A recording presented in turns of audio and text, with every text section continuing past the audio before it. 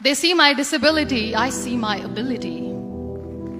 They call me disabled, I call myself differently abled. There are some incidents that happen in your life. Those incidents break you, deform you, but they mold you into the best version of you. And the same thing happened to me. I was 18 years old when I got married. My father wanted me to get married.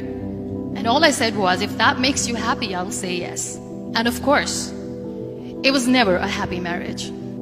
Just about after 2 years of getting married, I met a car accident. Somehow my husband fell asleep and the car fell in the ditch. He managed to jump out, saved himself. I'm happy for him. But I stayed inside the car and I sustained a lot of injuries. The list is a bit long, don't get scared. The wrist was fractured. Shoulder bone and collarbone were fractured.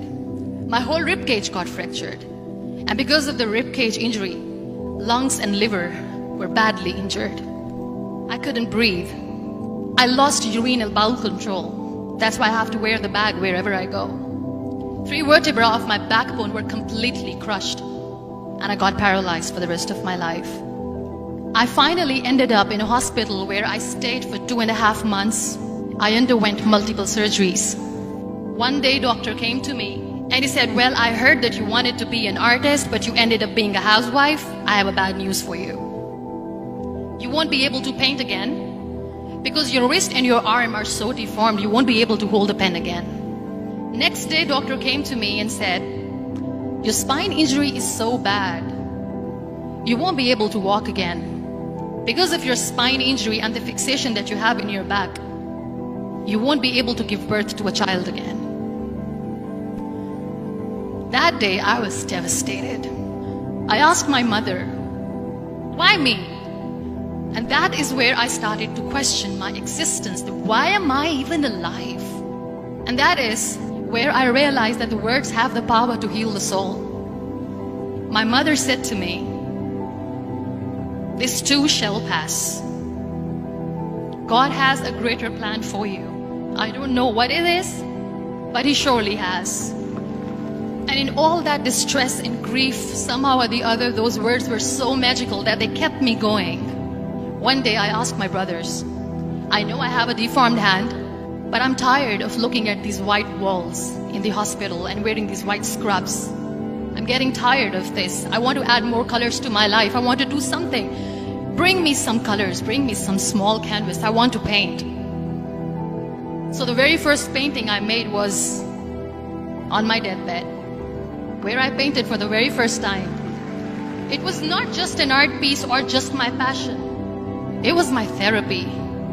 And then I was discharged and I went back home. And I went back home and I realized that I have developed a lot of pressure ulcers on my back and on my hip bone. I was unable to sit. There were a lot of infections in my body, a lot of allergies. So doctors wanted me to lie down on the bed straight for not 6 months, for not 1 year, for 2 years. I was bedridden, confined in that one room, looking outside the window, listening to the birds chirping and thinking maybe there will be a time when we'll be going out with the family and enjoying the nature. That was the time where I realized how lucky people are. That is the time where I realized that the day I'm going to sit, I'm going to share this pain with everyone to make them realize how blessed they are, and they don't even consider them lucky. That day I decided that I'm going to fight my fears. We all have fears. Fear of unknown, fear of losing people, fear of losing health, money. We want to excel in career, we want to become famous, we want to get money. We are scared all the time. So I wrote down one by one all those fears. And I decided that I'm going to overcome these fears one at a time. You know what was my biggest fear? Divorce. I was trying to cling on to this person who didn't want me anymore, but I said no. I have to make it work. But the day I decided that this is nothing but my fear, I liberated myself by setting him free. And I made myself emotionally so strong that the day I got the news that he's getting married, I sent him a text that I'm so happy for you and I wish you all the best. And he knows that I pray for him today.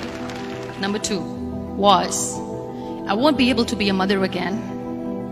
And that was quite devastating for me.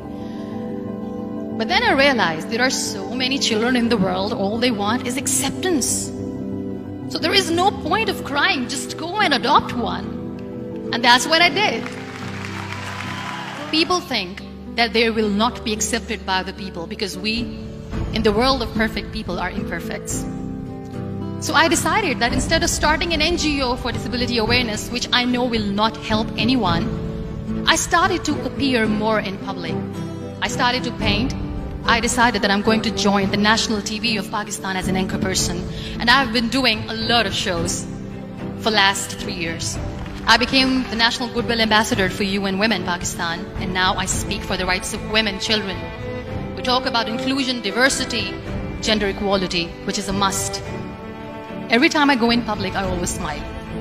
It's always a big toothy smile on my face, and people ask me, don't you get tired of smiling all the time? What's the secret? I always say one thing, that I have stopped worrying about the things that I have lost, the people that I have lost. Things and people who were meant to be with me are with me.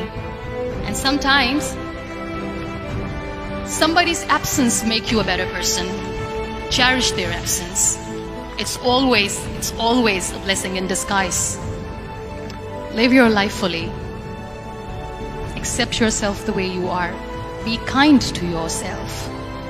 Be kind to yourself. I'll repeat, be kind to yourself, and only then you can be kind to others. Love yourself and spread that love. Life will be hard. There will be turmoil. There will be trials, but that will only make you stronger. So when you accept yourself the way you are, the world recognizes you. It all starts from within.